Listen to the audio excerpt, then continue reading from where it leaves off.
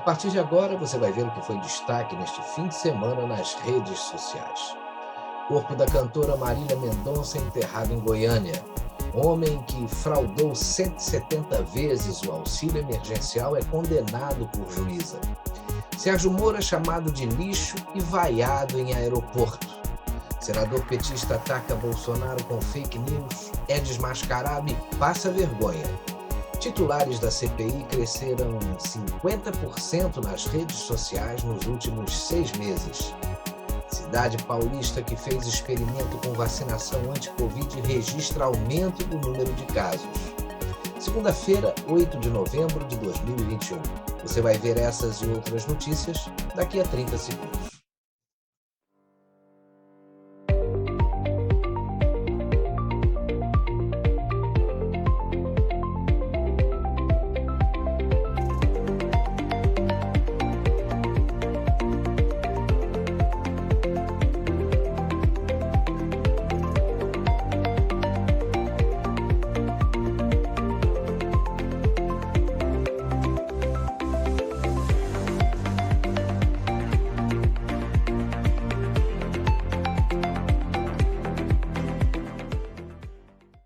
Bolsonaro se pronuncia sobre cassação de deputado pelo TSE.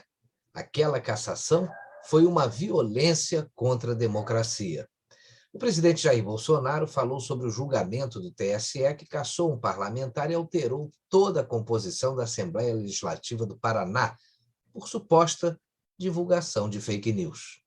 Ele estava inconformado com a decisão e disse que se trata de uma violência contra a democracia. Bolsonaro disse que a reação deve partir do presidente da Assembleia Legislativa do Paraná, da mesma forma que o presidente da Câmara dos Deputados, Arthur Lira, reagiu quando a CPI do Senado colocou o nome de alguns deputados federais no relatório final de Renan Calheiros. Bolsonaro acrescentou que isso não pode acontecer porque o parlamentar tem imunidade por quaisquer opiniões, palavras e votos.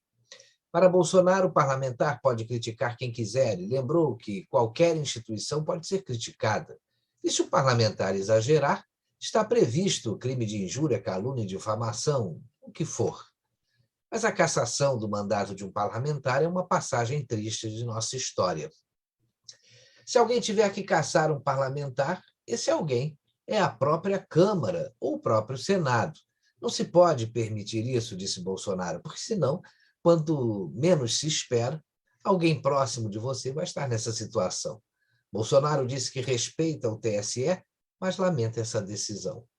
O deputado cassado foi Fernando Francischini, do PSL do Paraná, o mais votado no estado nas últimas eleições. E o crime de propagação de fake news não está previsto na legislação brasileira. Francischini foi cassado pelo TSE em 28 de outubro, após a corte absolver a chapa de Bolsonaro com o vice-presidente Hamilton Mourão, eleito em 2018. A chapa vitoriosa também era acusada de disseminar fake news na campanha presidencial. Bolsonaro participa de motociata com apoiadores no Paraná. O presidente Jair Bolsonaro participou neste sábado de uma motociata por cidades do Paraná. A concentração começou em Piraí do Sul e terminou na cidade de Ponta Grossa. Como de costume, o evento reuniu um grande número de pessoas que acompanharam o presidente no trajeto. Segundo a assessoria da Presidência da República, essa foi a última motociata programada para este ano. Mas antes do evento, Bolsonaro falou sobre a cantora Marília Mendonça, que faleceu após um acidente aéreo no interior de Minas Gerais. Bolsonaro, ao falar da cantora, lembrou da facada que sofreu durante a sua campanha para a presidência da República. Ele disse que a sua maior preocupação era não deixar sua filha órfã. Infelizmente, isso aconteceu com a cantora Marília Mendonça, que deixou um filho de apenas 2 anos de idade. Fica um sentimento de profundo vazio, e esse sentimento acontece quando uma pessoa da nossa família, ou uma pessoa muito conhecida pela sua vida e pelo seu profissionalismo, nos deixa. O presidente pediu que Deus confortasse a cantora e seus familiares. E o corpo de Marília Mendonça foi enterrado em Goiânia. O corpo da cantora, de 26 anos, foi enterrado na noite deste sábado no cemitério Parque Memorial, em Goiânia, junto com o corpo do seu tio e assessor Abiciele Silveira Dias Filho. O enterro foi reservado a parentes e amigos da artista. Do lado de fora estavam muitos carros e motos de fãs. Pilotos já haviam reclamado de torre de transmissão onde o avião de Marília Mendonça caiu. O avião em que estava a atriz se dirigia a Caratinga, onde ela faria um show. A apenas 2 quilômetros da pista de pouso de um aeródromo da cidade, o avião atingiu um cabo de transmissão de energia. O aeroporto da cidade de Caratinga foi alvo de reclamações de pilotos em agosto e setembro de 2021 por causa da proximidade de uma torre de transmissão na pista. Em relatos disponíveis na plataforma oficial IceWeb, e através dos quais uma equipe de voo se orienta sobre perigos, os comandantes avisam sobre a presença da torre, a qual violaria o plano básico da zona de proteção de um aeroporto ou aeródromo. E após sua morte, Marília Mendonça ultrapassa Adele e é a mulher mais ouvida no Spotify. Desde o acidente aéreo que vitimou a cantora Marília Mendonça em Caratinga, no interior de Minas, a artista alcançou 28.600.000 reproduções no Spotify global. Os números desbancam até mesmo celebridades como Taylor Swift, Adele e Dua Lipa, fazendo aí da rainha da sofrência, como era conhecida, a mulher mais ouvida na plataforma de streaming atualmente. Homem que fraudou 170 vezes o auxílio emergencial é condenado por juíza. A juíza Valdirene Ribeiro Souza Falcão, da 9ª Vara Federal de Campinas, condenou a 3 anos e 6 meses de prisão um homem denunciado por receber indevidamente R$ 435 mil em parcelas do auxílio emergencial. Para a juíza, há indícios suficientes de autoria do crime. Importante mencionar que a demonstração da autoria não se sustenta apenas na confissão do acusado. Ela também se baseia nas circunstâncias em que o acusado foi preso em flagrante, além de prova material robusta. E por falar em golpe, mais de 400 golpes financeiros são bloqueados por hora no Brasil. Uma pesquisa da Psafe, empresa especializada em cibersegurança, mostra que mais de 150 milhões de brasileiros já foram vítimas de fraudes virtuais em 2021. O número deve registrar ainda uma alta nos últimos meses do ano, com a aproximação de datas comemorativas no país, como, por exemplo, a Black Friday. Segundo especialistas, as próximas datas importantes na economia acendem um alerta para clientes e empresas. O volume de golpes é muito grande no Brasil. Somente de golpes financeiros, as empresas de segurança conseguiram bloquear 3,4 milhões de tentativas. Petrobras vende participação em 2 empresas de energia. A Petrobras concluiu na última sexta-feira, dia 5 de novembro, a venda de 20% de suas ações na termoelétrica Potiguar e de 40% na companhia energética Manauara. As aquisições foram feitas pela Global Participações Energia por meio de suas subsidiárias GFT Participações e GFM Participações, respectivamente. A Petrobras recebeu 155,6 milhões, já com os ajustes previstos nos contratos. Recepção ruim. Sérgio Moro é vaiado e chamado de lixo em aeroporto. As vaias ocorreram no aeroporto de Brasília durante o desembarque do ex-juiz. Veja como foi.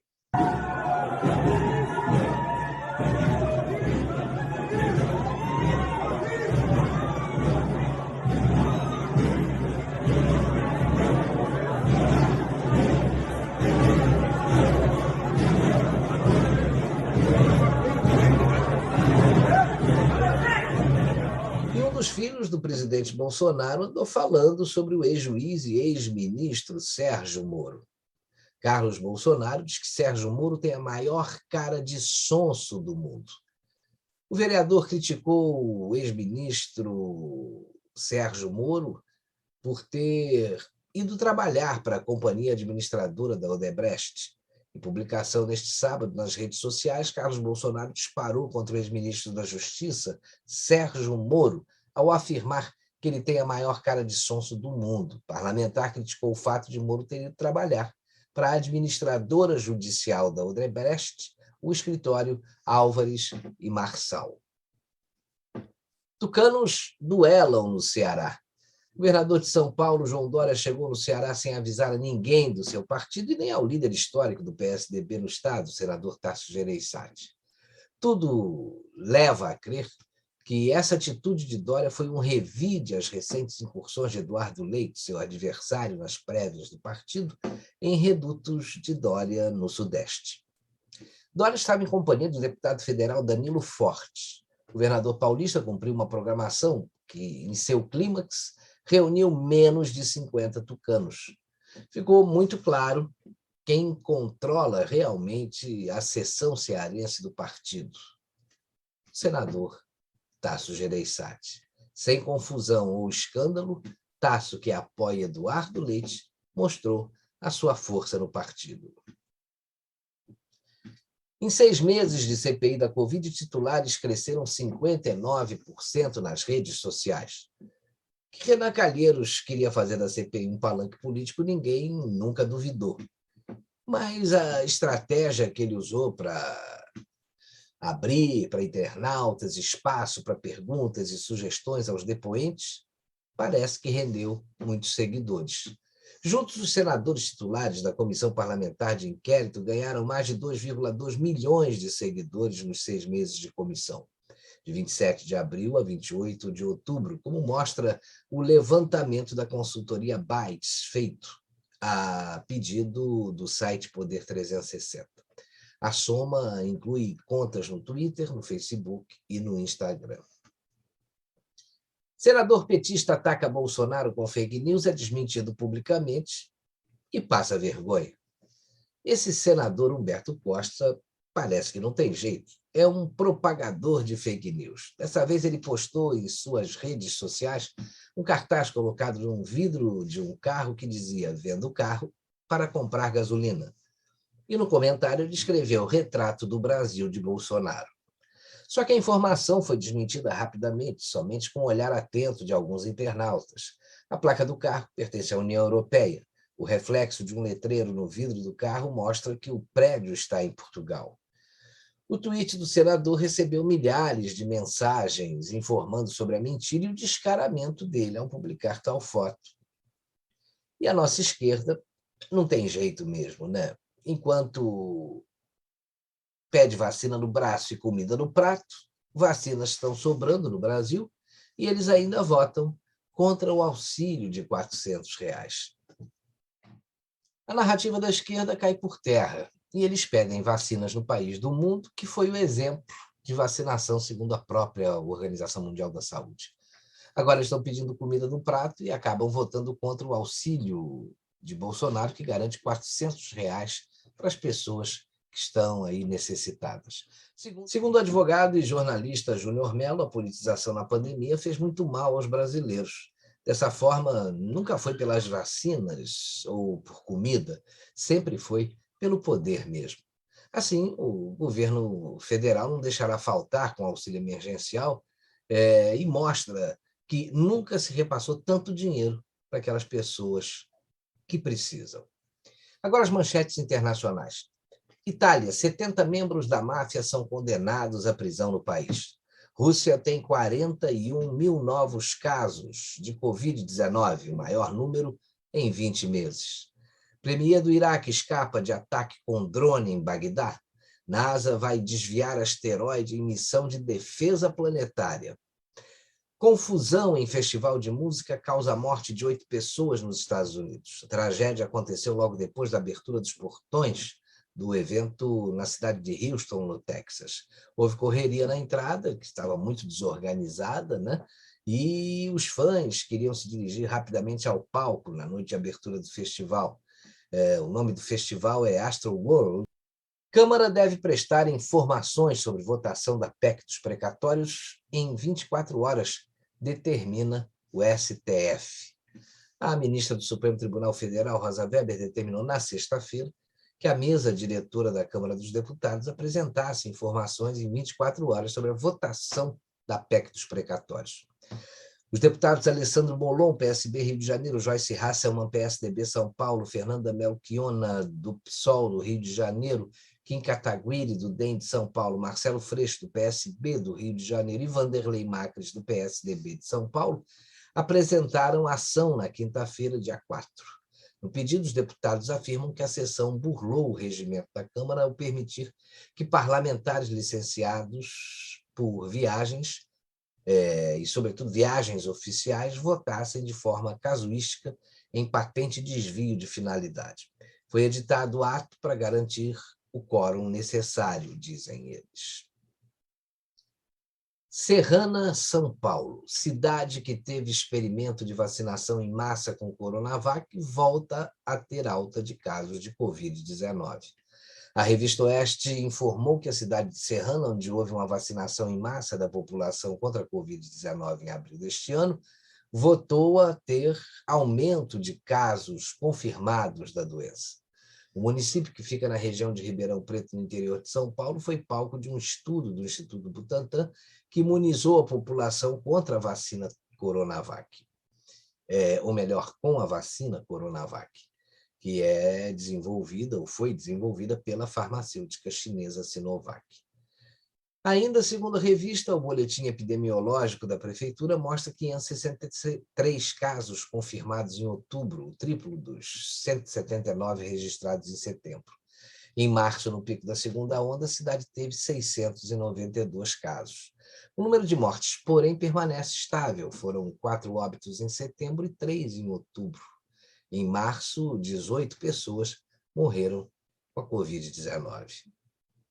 Agora, Nas Redes vai mostrar uma rápida aula com a professora Cíntia Chagas sobre o perigo do politicamente correto.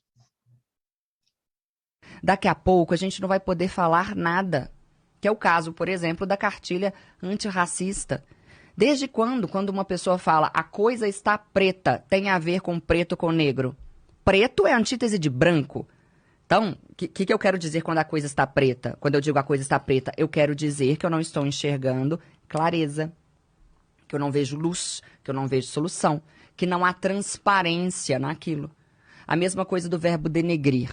Denegrir vem do latim denigrare, que significa manchar. Então, se eu digo que eu estou denegrindo a imagem de alguém, eu não estou fazendo com que a imagem dessa pessoa se pareça com o negro.